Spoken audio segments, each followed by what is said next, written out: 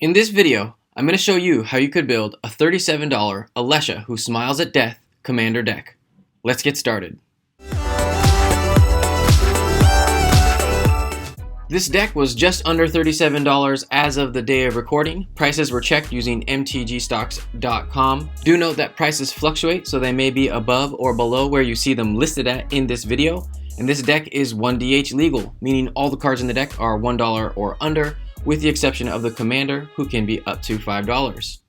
Alesha Who Smiles at Death is a 3 to cast 3/2 with first strike that reads, whenever Alesha Who Smiles at Death attacks, you may pay hybrid Orzhov, which is white, black, or a white and a black. If you do, return target creature card with power 2 or less from your graveyard to the battlefield tapped and attacking. So what we want to do is utilize the creatures that end up in our graveyard, bring them back for utility, which is why we have a sort of reanimation toolbox deck where we can get lots of utility out of the creatures in our graveyard, bringing them back to either remove our opponent's permanents or improve our board state.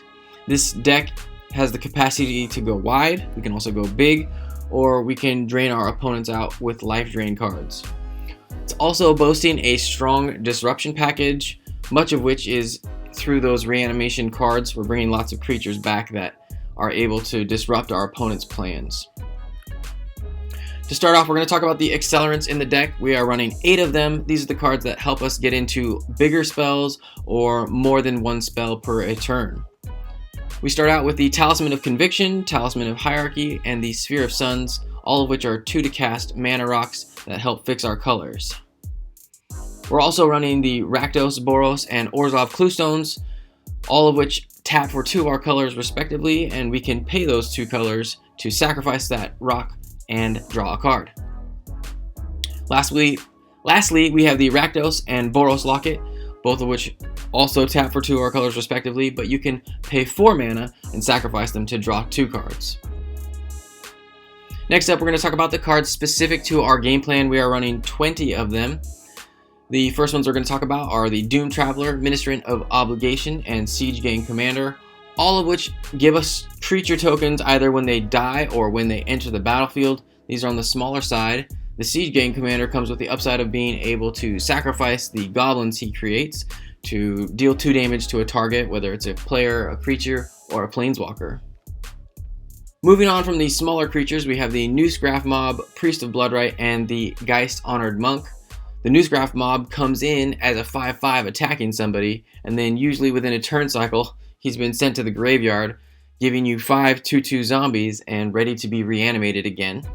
Priest of the Bloodright is great because it gives you a 5/5 demon, so a big beater in the air, and then you can just sacrifice the Bloodright with one of our sack outlets to bring it back again.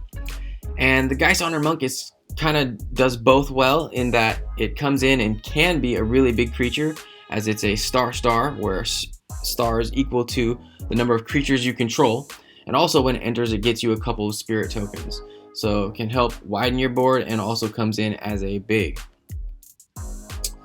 We just have a small life drain strategy with the Serrated Scorpion, Bastion of Remembrance, and Grey Merchant of Asphodel, all of which help us to keep our life total bolstered and drain our opponent's life totals down. The Bastion of Remembrance is an enchantment, so it's a little bit harder to remove, and it also gives us an extra body in a 1/1 human creature token. The main goal of this deck isn't to drain our opponents out, but having the Scorpion and the Grey Merchant to be able to reanimate or bring back from the graveyard gives us the capacity to be able to kill our opponents off that way.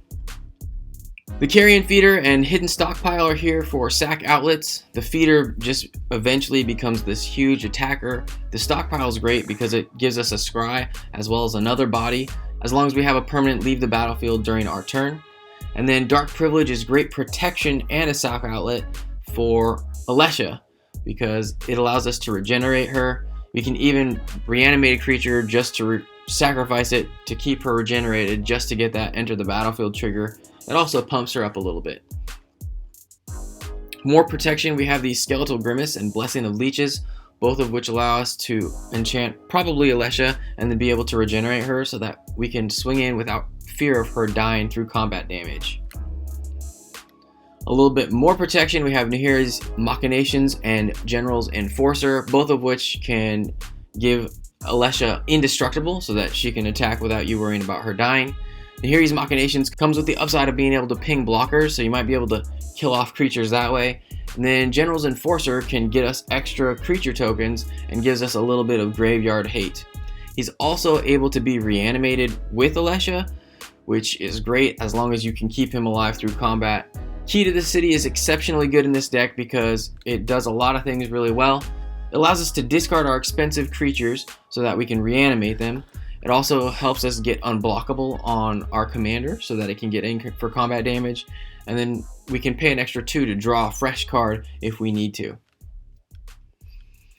Archetype of Finality is doubly good in that it gives us a little bit of protection in that our opponents are not likely to block Alesha with this out, as they'll have to block with at least 4 creatures to be able to kill her off. So it doesn't typically happen. And then it also can help our go wide strategy by giving all of our creatures death touch. Makes it a little bit harder for our opponents to block our stuff, and it makes it harder for them to attack into us. Call for Unity helps our go wide and go big strategy, as it just pumps up our entire board as long as we have permanents leaving the battlefield on our turn. And then Sewer Nemesis helps us out in that, just like the Geist Honored Monk, it's a star, so we can bring it back with Alesha. It also helps to mill us, so we get more targets for Alesha. And the more cards we have in our graveyard, the bigger this creature is. Next up, we're going to talk about cards that interfere with our opponent's game plan. We are running 17 of them. We start out with Dire Tactics and Unmake, which help us to exile our opponent's creatures. Terminate, which can destroy a creature and it can't be regenerated.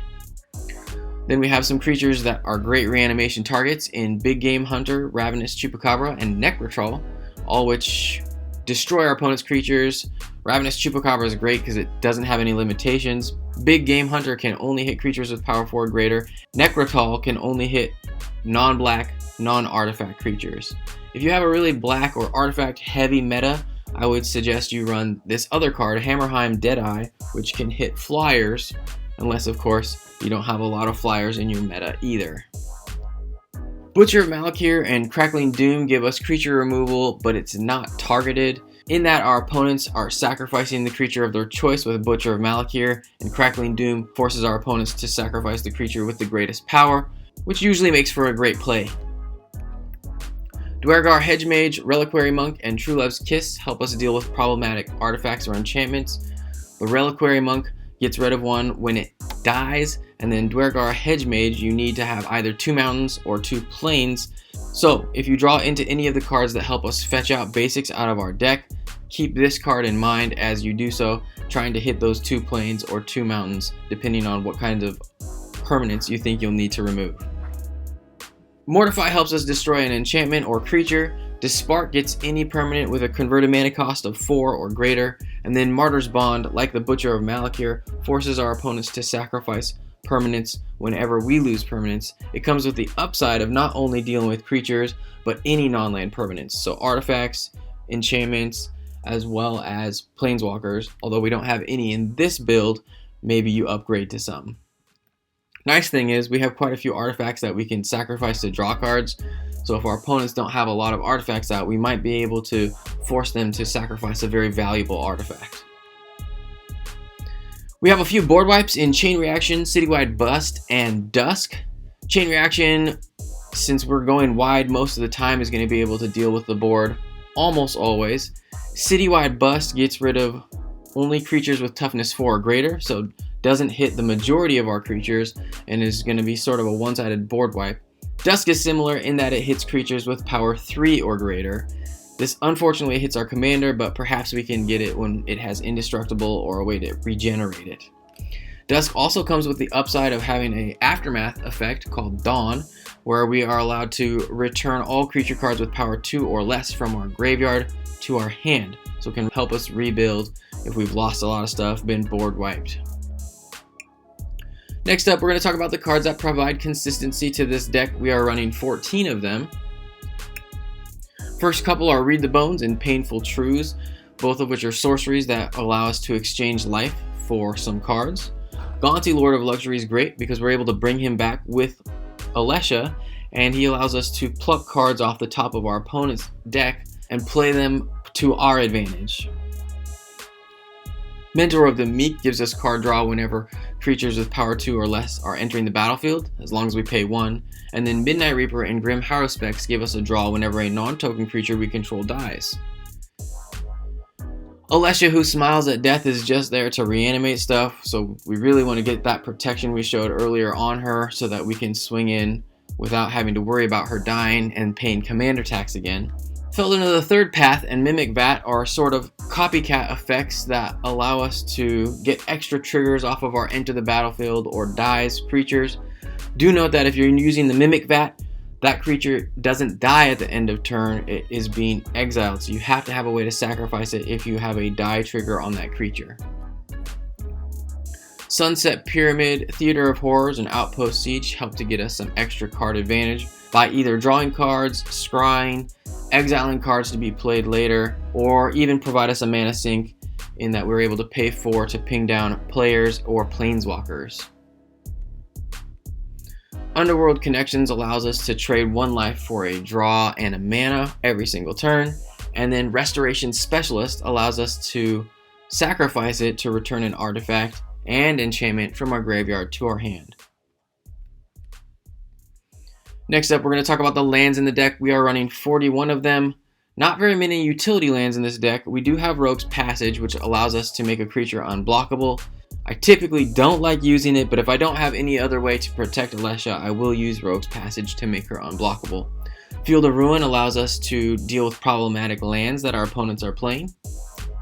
And then we have Ash Barrens, Myriad Landscape, Evolving Wilds, and Terramorphic Expanse, which help us to search up basics out of our deck and either put them onto the battlefield or into our hand. Scoured Barrens, Orzhov Basilica, and Temple of Silence give us white-black. We have Boros Garrison, Temple of Triumph, and Windscarred Crag for red-white. And then for black-red, we have Bloodfell Caves, Rakdos Carnarium, Temple of Malice, Akum Refuge, Cinder Barrens, Rakdos Guildate, Urborg Volcano, Tressorhorn Sinks, and then for all 3 of our colors we have Command Tower and Nomad Outpost. As for basics, we are running 10 swamps, 6 plains, and 3 mountains. The average converted mana cost of this deck was 3.18. There you can see the curve. The keys to victory in this deck, I believe, are being able to read the table.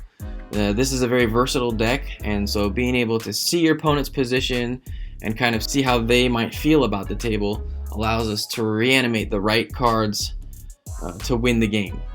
Another thing would be protecting our life total. We have quite a few ways of paying life for our benefit. We need to be kind of on the defensive to start and just kind of pick our moments to get in for combat damage on our opponents. Our life total is an important resource and we need to be kind of careful with it. Lastly, we need to create tough choices for our opponents, which is part of reading the table. Our opponents still need to look threatening so that we're able to kind of set up our pieces until we're able to kind of take over. It's kind of hard to manipulate those things, but if you enjoy a deck with several different paths to victory, this deck I enjoyed quite a bit. It felt like I was playing very fair Magic and was having to puzzle out my way to victory. Here are a few cards I would consider if I were to go above that $1 price point. If you want to see some more ideas, check out the link in the description below.